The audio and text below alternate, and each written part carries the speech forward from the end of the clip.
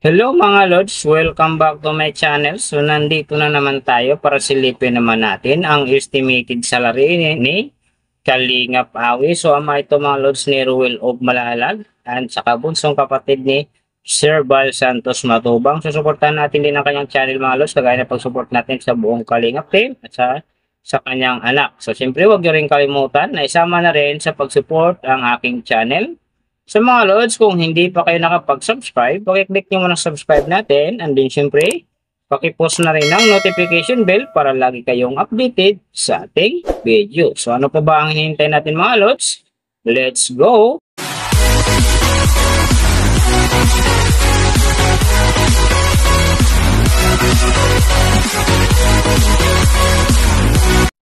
So mga Lods, si Kalingap Awi ay mayroon ng upload videos ngayon na 330 and then mayroon na rin siyang subscriber na 90.2k. So malapit na mag 100k. So alam na this mga Kalingap dyan, share na para umabot na siya ng 100k at makamit niya rin yung silver play button.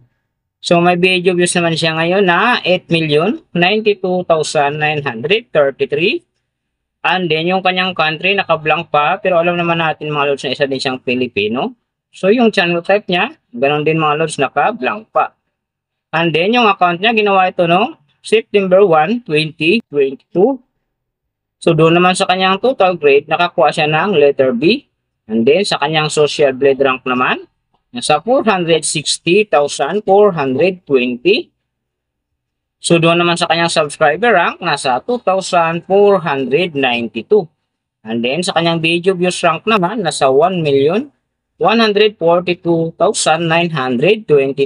So doon naman sa kanyang country rank, same pa rin mga Lods naka-blank. And then sa channel type rank niya, ganoon din mga Lods naka-blank pa. So nakita na natin yung kanyang ranking. Silipin naman natin yung kanyang last 30 days na subscriber. So nakakuha siya dito ng 1.7k. Ang hindi lang maganda dito mga Lods kasi ang kanyang percentage bumaba ng 15%. So ibig sabihin, bumaba yung pasok ng kanyang subscriber ngayon kung i-compare natin sa nakaraan niyang buwan.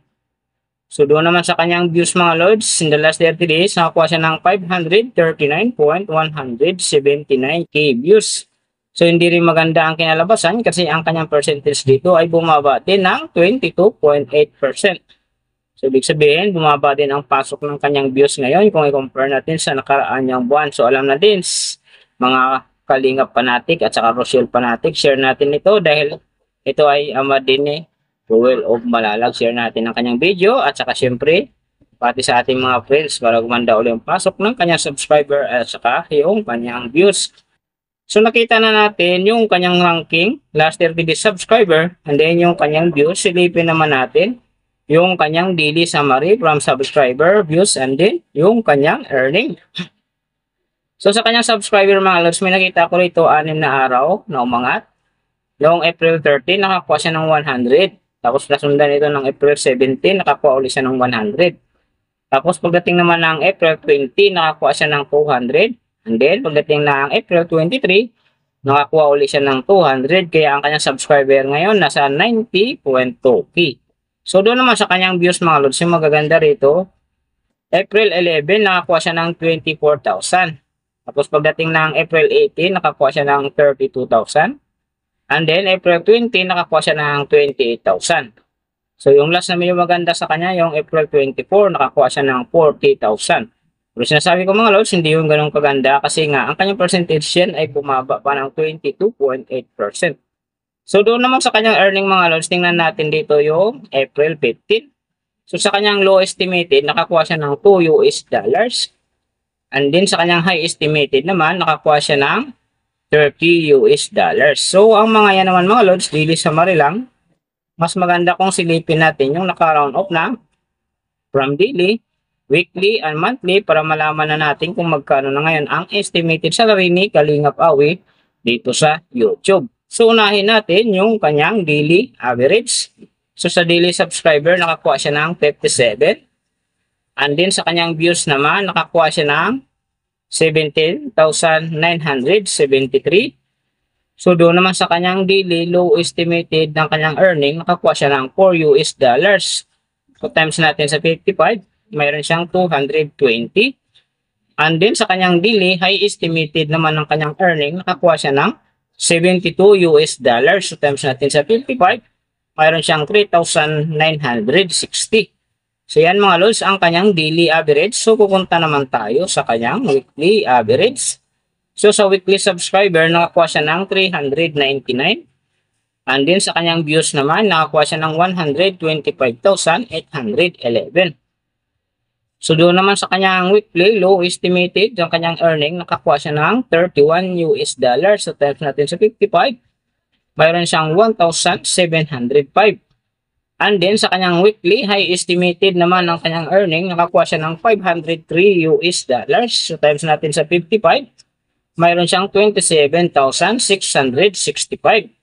So yan naman mga lods ang kanyang weekly average. So pupunta naman tayo sa kanyang monthly average. So sa monthly subscriber, nakakuha siya ng 1.7K. And then sa kanyang views naman, nakakuha siya ng 539,179. So doon naman sa kanyang monthly, low estimated ng kanyang earning, nakakuha siya ng $137 US. So times natin sa 55, mayroon siyang 7,425. And then sa kanyang monthly, high estimated naman ng kanyang earning, nakakuha siya ng $2,200 US. So times natin sa 55, mayroon siyang 121,000. So yan naman mga lods ang kanyang monthly average. And then yung nababanggit ko rito or nakikita nyo is pawang estimated lamang yan, nakabis lang tayo sa social grade website.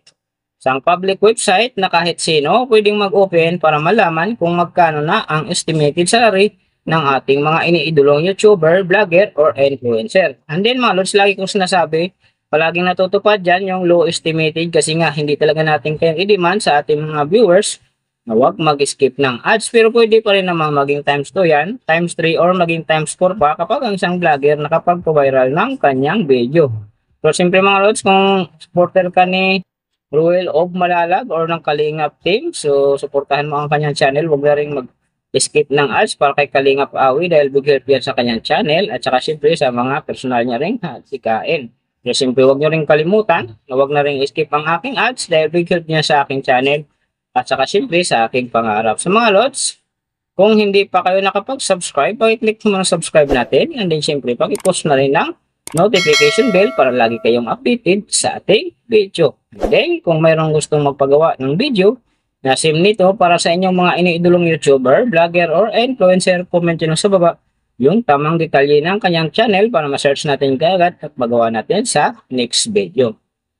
So big thank you sa lahat ng mga sumusuporta sa aking channel at sa magsusupport pa lang, ingat kayo palagi and God bless. At sana, gabayan kayo palagi ng Panginoon sa ginagawa niyo araw-araw at magtagumpay din kayo sa inyong mga pangarap. So hanggang dito na lang. See you on my next video.